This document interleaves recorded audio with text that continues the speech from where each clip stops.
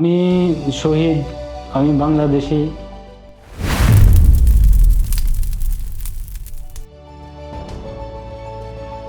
আমি দুবাইতে আছি প্রায় 2 বছর।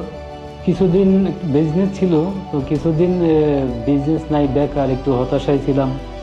তো আমার এক বন্ধু বলল যে ইউইনতে এক টিকিট কিনতে। তো আমি প্রায় ট্রাই করি। তো এর ভিতর আমাদের যে আমার বাসা ফিরোজ মোড়ার, ওখান থেকে একটা টিকিট কিনি। এভাবে রেগুলারই কিনি।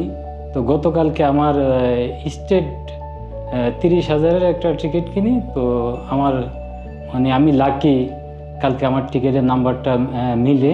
তো আপনারাও যারা ট্রাই করতে চান, ইউইন টিকিট কিনেন, একবার ভাগ্য যাচাই করেন, দেখতে পারেন ইনশাল্লাহ মিলতেও পারে। Thank you ইউইন।